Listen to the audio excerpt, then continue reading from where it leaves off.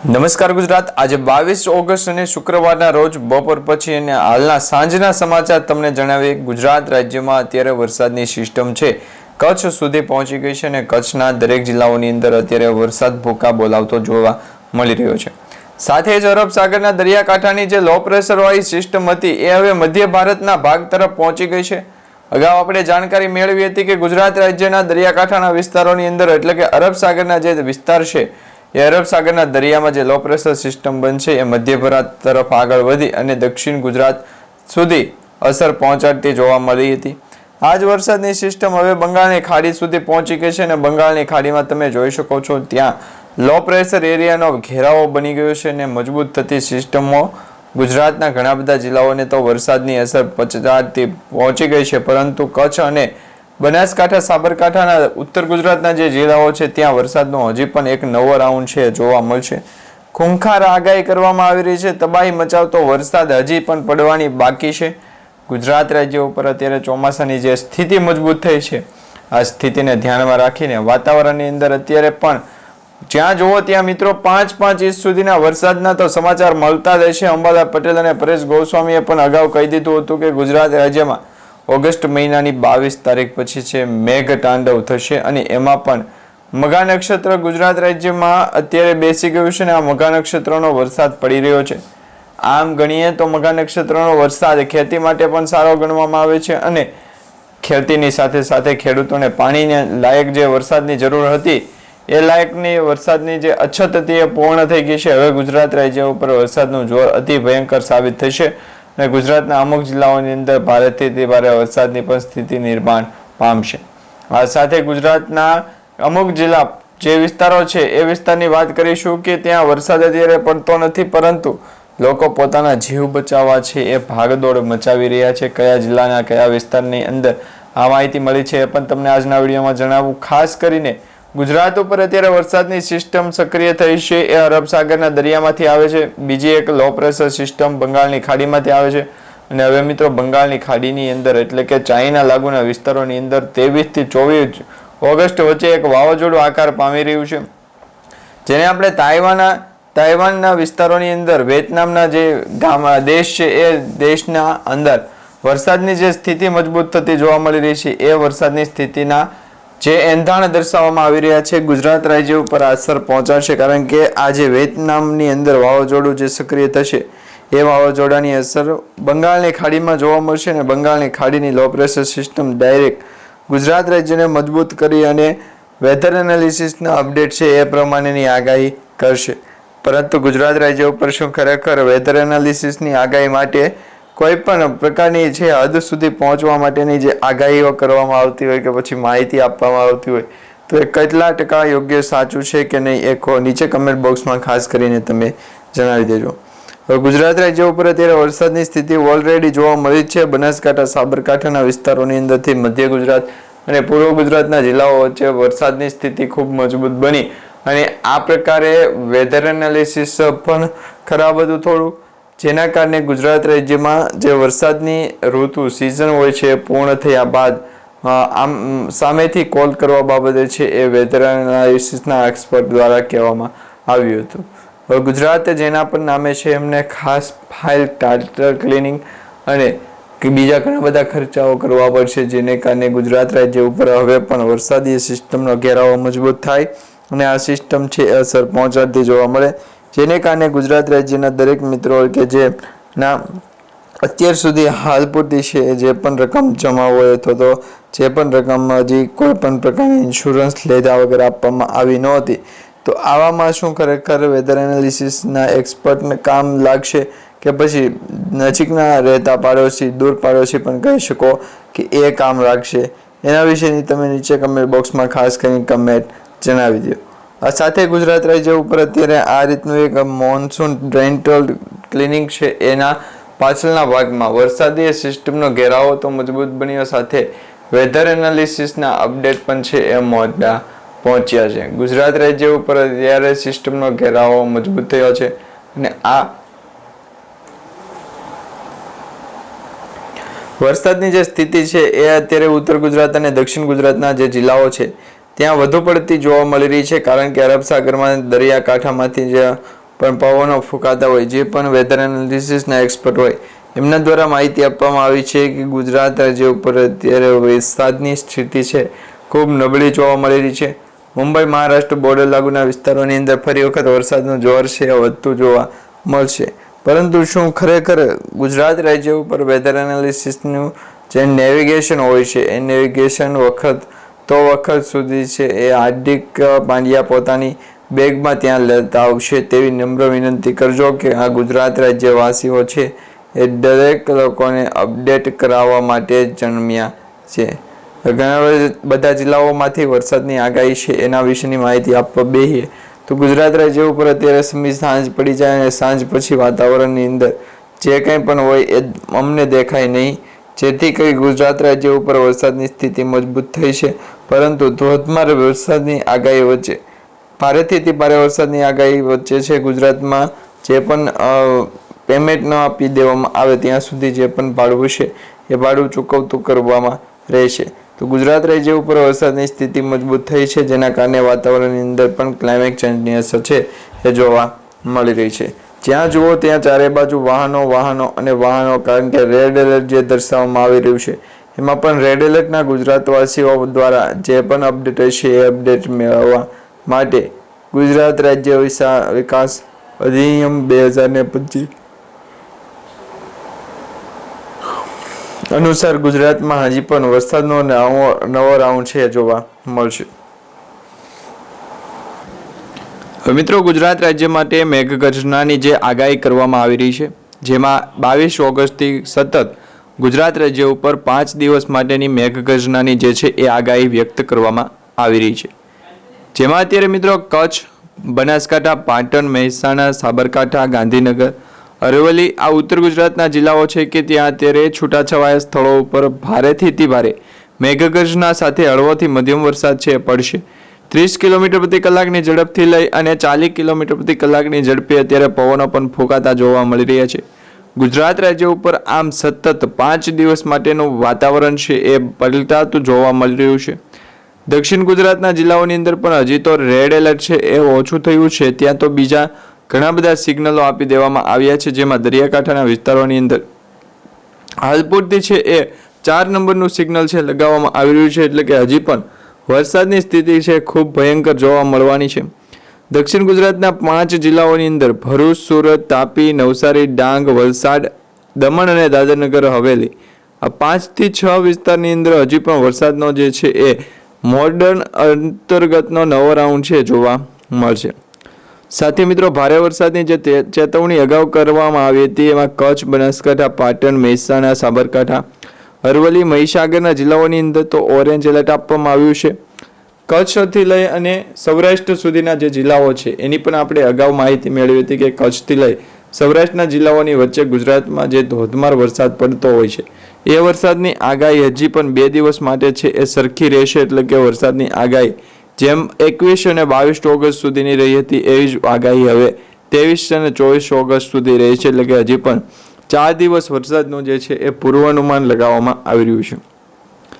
નાવકાસ્ટની જે આગાહી છે એટલે કે ટૂંકા ગાળાની જે આગાહી અવનવી વ્યક્ત કરવામાં આવતી હોય એ આગાહી વચ્ચે ફરી વખત ભારતના હવામાન કેન્દ્ર દ્વારા છે એ મોસમ વિભાગ વિજ્ઞાન દ્વારા આ પ્રકારની માહિતી આપવામાં આવેલ કે ગુજરાત ઉપર અત્યારે ભારેથી ભારે ધોધમાર વરસાદનો જે સંકટ છે એ મંડરાતું જોવા મળી રહ્યું છે. સાથે ગુજરાતના દરિયાકાંઠાના વિસ્તારોની અંદર અમને વેધર એનાલિસિસની અપડેટ પ્રમાણે જાણકારી મળી હતી કે ગુજરાતના વેધર એનાલિસિસના જે તમિલનાડુ અને ચેન્નઈ સુધીના જે વિસ્તારો હતા એ વિસ્તારો તો સુધારવામાં આવ્યા છે, પરંતુ હજી પણ ટેકનોલોજીના કારણે ગુજરાતમાં ઘણા બધા મિત્રોને છે એ પોતાના પોકેટની અંદર આ પ્રકારનો જે છે એ કહી શકાય કે ગુજરાત રાજ્ય ઉપર જે પણ બનાવટ બની શકે એનું પહેલાં આગોતરું છે એ સાવચેતી રાખવી જરૂરી છે.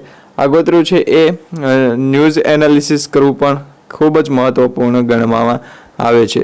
તો 23 ઓગસ્ટના વચ્ચે જોવા જઈએ તો ગુજરાતમાં બનાસકાંઠા, સાબરકાંઠા 2 જિલ્લાઓની અંદર ઓરેન્જ એલર્ટ છે. એટલે કે વરસાદનું જોર હવે ઘટતું જોવા મળી રહ્યું છે. દક્ષિણ ગુજરાતની વાત કરવામાં આવે તો દક્ષિણ ગુજરાતમાં પણ વરસાદનો જોર છે એ અત્યારે ઘટી ગયું છે.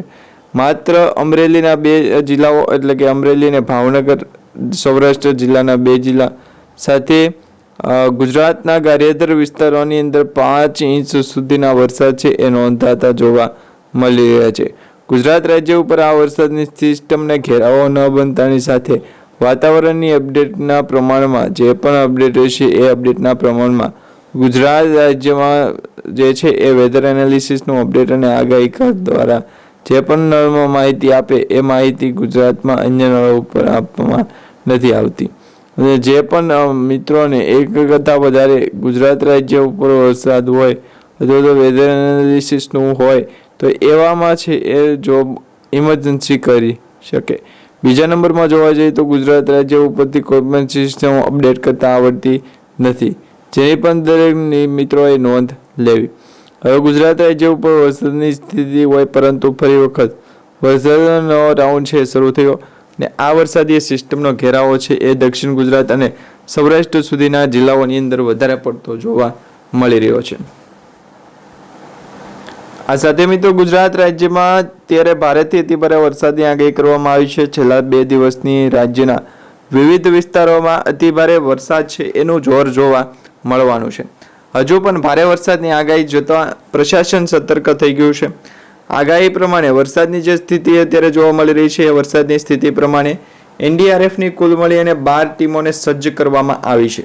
રાજ્યમાં અતિ ભારે વરસાદની આગાહીને લઈને જ આ એનડીઆરએફની ટીમ અને એસડીઆરએફની ટીમ છે કેન્દ્ર સરકાર પાસેથી બોલાવી પડતી હોય છે.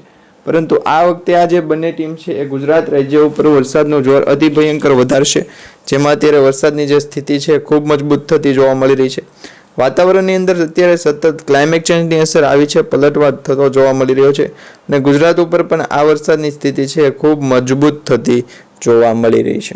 અત્યારે રાજ્યમાં ભારેથી અતિભારે વરસાદના કારણે 12 જેટલી એનડીઆરએફની ટીમ તૈનાત કરી દેવામાં આવી છે અને આ સજ્જ કરેલી જે વેધર એનાલિસિસની ટીમ છે એના કરના ગુજરાત રાજ્યના જે પણ તીર્થવાળા છે એ તીર્થનો કોન્ટેક્ટ નંબર કરી અને જેમને જે આ પ્રમાણેની આગ્રહ રાખવો પડે એ પ્રકારનો આગ્રહ એમને પણ રાખવો જરૂરી છે.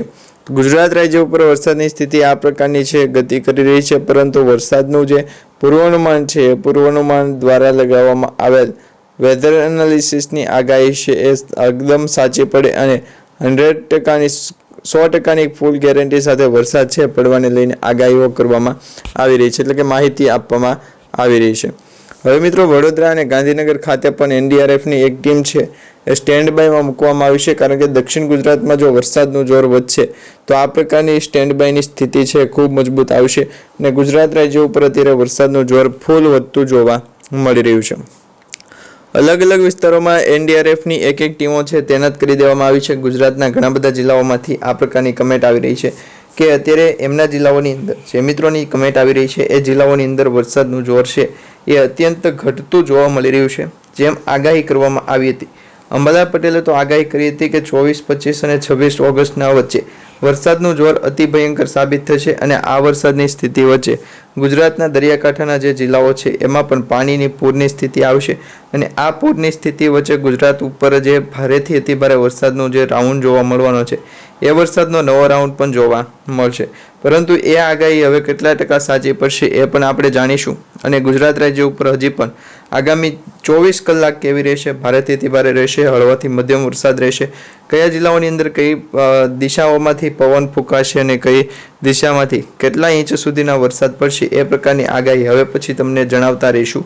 ગુજરાત ઉપર અત્યારે તો ભારેથી અતિભારે ધોધમાર વરસાદની આગાહી છે, પરંતુ હજી 2 દિવસની લેટેસ્ટ આગાહી તમને જણાવી દઈશું. જૂનાગઢ જિલ્લામાં પણ એનડીઆરએફની જે 2 ટીમો છે એ તૈનાત કરવામાં આવી છે.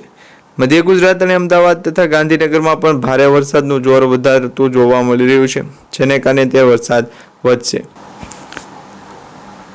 આ સાથે મિત્રો રાજ્યભરમાં આજે ભારેથી અતિભારે વરસાદની આગાહી કરવામાં આવી છે. હવામાન વિભાગ દ્વારા માહિતી આપવામાં આવી છે. દેવભૂમિ દ્વારકામાં વરસાદનું રેડ એલર્ટ છે એ આપવામાં આવ્યું છે. કચ્છ અને રાજકોટ સહિત 10 જિલ્લાઓમાં ઓરેન્જ એલર્ટ છે એ જાહેર કરવામાં આવ્યું છે. રાજ્યમાં 10 જિલ્લાઓમાં ઓરેન્જ એલર્ટ જે જાહેર કરવામાં આવ્યું છે એમાં ગુજરાત રાજ્યના વરસાદનું ઓરેન્જ એલર્ટ છે અત્યારે જાહેર કરી દેવામાં આવ્યું છે, જેમાં દેવભૂમિ દ્વારકામાં વરસાદનું રેડ એલર્ટ અત્યાર દિવસનું આપી દેવામાં આવ્યું છે, એટલે કે ઓગસ્ટ મહિનાના 22 તારીખના રોજ પણ દેવભૂમિ દ્વારકામાં અતિ ભારે વરસાદનું જોર છે એ દર્શાવવામાં આવી રહ્યું છે. તો દરેક મિત્રોને ખાસ વિનંતી છે, ઘરની બહાર નીકળતા પહેલાં દરેક અપડેટ અને દરેક માહિતી છે તમારે જાણી લેવી જરૂરી છે. કારણ કે જો તમે આ રીતના વેકેશનના તહેવાર નિમિત્તે તો હર કોઈ લોકો ફરવા જતા હોય, પરંતુ સિઝનેબલ તહેવાર નિમિત્તે જે પણ લોકો ટ્રેકિંગનો ચાર્જ લગાવતા હોય, ટ્રેકિંગના ખર્ચા કરતા હોય, અથવા ગુજરાત રાજ્ય ઉપર જે પણ વરસાદની સિસ્ટમ છે એ સિસ્ટમને જોતા એવું જ લાગે કે હજી પણ વરસાદનું જોર છે ઘટ થયું નથી અથવા તો ઘટ્યું નથી. હજી જેટલો વરસાદ પડે એટલો ખેડૂતો માટે છે એ ખૂબ જ ફાયદાકારક છે. આ પ્રકારની અત્યારે આગાહી અને માહિતી કરવામાં આવી હતી, પરંતુ આ માહિતી છે એ ગુજરાતવાસીઓ માટે છે એ ખાસ મોટી સાબિત થઈ શકે છે. કારણ કે રાજ્યમાં અત્યારે 10 ઓરેન્જ એલર્ટ છે એ શહેરોને આપવામાં આવ્યા છે. રાજ્યમાં આજે 10 જિલ્લાઓમાં વરસાદનું જોર એલર્ટ ઉપર છે, જ્યારે દેવભૂમિ દ્વારકા જિલ્લામાં વરસાદનું રેડ એલર્ટ છે એ આપવામાં આવ્યું છે. એટલે હજી તો દ્વારકામાં રેડ એલર્ટ સુધી પહોંચ્યું છે. તો ગુજરાત ઉપર આવતા વરસાદની સિસ્ટમ છે એને હવામાન વિભાગ અનુસાર રાજ્યમાં 30 થી 40 કિલોમીટર પ્રતિ કલાકની કલાકે પવન ફૂંકાશે. દેવભૂમિ દ્વારકાના જિલ્લાઓમાં અતિ ભારે વરસાદની સંભાવના વ્યક્ત કરવામાં આવી છે, જ્યારે કચ્છ છે, સૌરાષ્ટ્ર છે, તેમજ બનાસકાંઠા, પાટણ છે, મોરબી છે, જામનગર છે, રાજકોટ, પોરબંદર, જૂનાગઢ, નવસારી સાથે મોરબી અને વલસાડ સહિત 110 જેટલા હોદ્દાઓ છે એ મુકતા આવ્યા છે ગુજરાત રાજ્યના અમુક લોકો માટે. કારણ કે જેમને વર્ષોથી છે એ દરેક લોકો પાસેથી આશા હોય, પરંતુ આ વખતે આશા પૂરી થવા જઈ રહી છે.